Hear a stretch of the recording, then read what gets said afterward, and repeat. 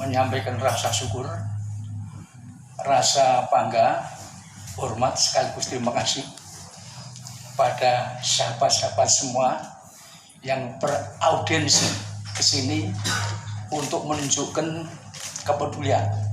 Saya nyebut sebagai aksi solidaritas terhadap perjuangan saudara-saudara kita di Palestina yang sekarang sedang menghadapi musibah, diserang secara membabi buta oleh Zionis Israel.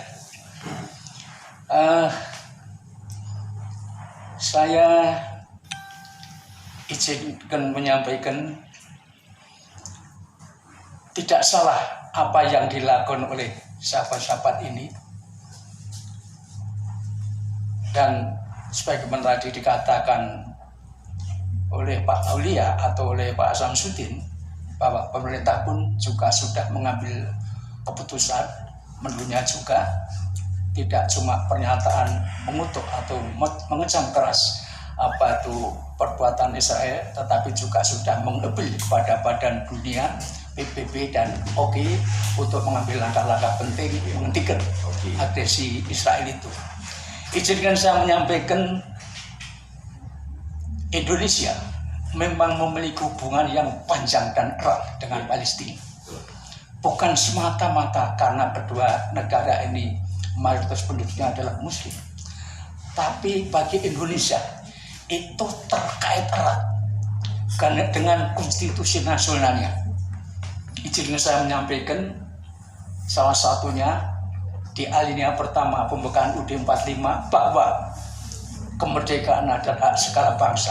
Oleh karena itu, penjajahan di muka bumi harus dihilangkan, harus dihapuskan karena tidak sesuai dengan peri kemanusiaan dan peri keadilan.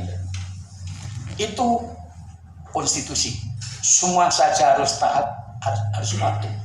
Dan kemudian salah satu tujuan kita bernegara adalah untuk ikut mewujudkan dunia yang tertib, yang saling hormat menghormati, yang damai, yang adil dan sejahtera. Itu salah satu tujuan kita bernegara. Izinkan saya menyampaikan, saya merinding kalau bicara ini, Ustaz. Karena Palestina yang sekarang sedang mengalami keprihatinan seperti itu, termasuk satu dari 8 atau 10 negara yang pertama kali mengakui kemerdekaan Republik Indonesia yang pada tanggal 17 Agustus 1945 diproklamasikan oleh Soekarno-Hatta. Palestina ikut. Apa itu di samping apa itu Mesir, Turki dan negara-negara Timur Tengah yang lain, juga Afrika, India, Pakistan dan sebagainya. Palestina salah satu negara yang ikut mendukung itu.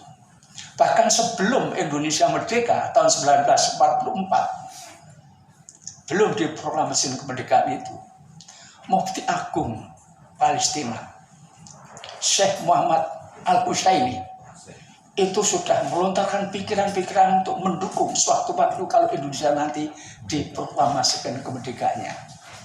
Izin melanjutkan,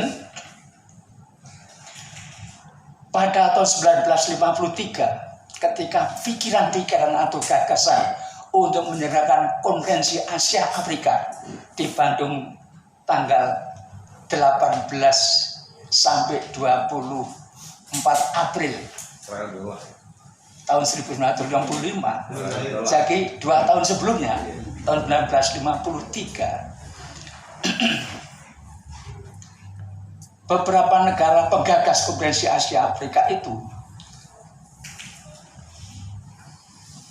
ada usulan dari luar agar Israel diundang dalam Konferensi Asia Afrika itu.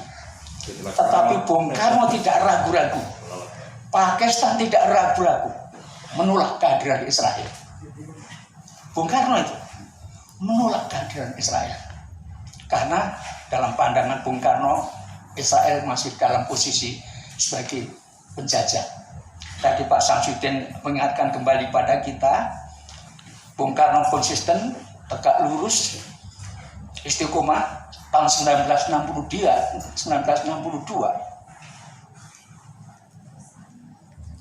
selagi kemerdekaan Palestina itu belum diserahkan pada orang-orang Palestina, maka Indonesia akan tetap menentang penjajahan Israel. Itu begitu dekatnya hubungan antara kita bangsa Indonesia dengan bangsa Palestina. Tidak cuma itu, barangkali masih ada yang ingat tahun 2009 digagas berdirinya Rumah Sakit Indonesia di Palestina, kalau tidak salah di Gaza Utara. Ya, tahun 2009 digagas, 2011 sudah dioperasionalkan, sudah berdiri, 2012 didirikan. Itu memang misinya adalah misi kemanusiaan, dan saya mengikuti berita-berita Rumah Sakit Indonesia di Palestina itu juga termasuk yang kena sasaran gempuran Israel, sehingga beberapa pasien harus dipindahkan ke tempat lain yang lebih aman. Jadi itulah Pak Aulia, Pak Tarjo, Pak Zainuddin, dan Pak Ripai, teman-teman semua,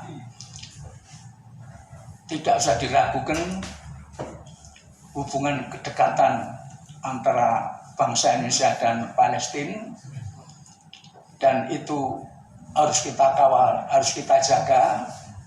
Jangankan kita, tadi diingatkan, tidak usah beragama Islam, menjadi manusia biasa saja.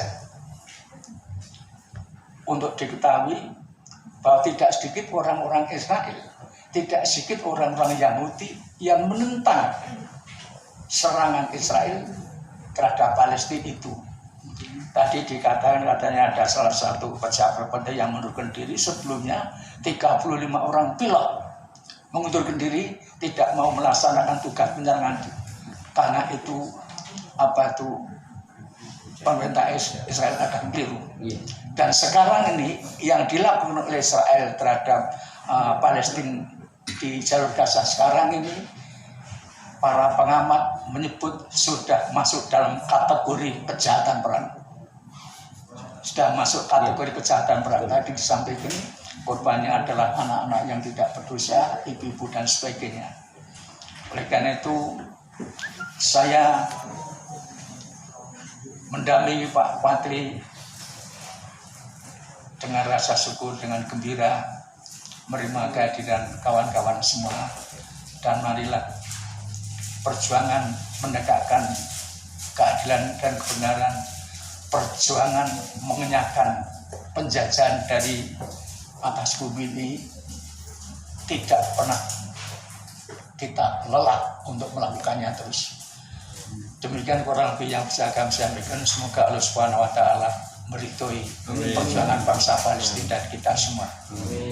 Terima kasih. Mohon maaf kalau ada yang tidak berkenan. Wassalamualaikum warahmatullahi wabarakatuh.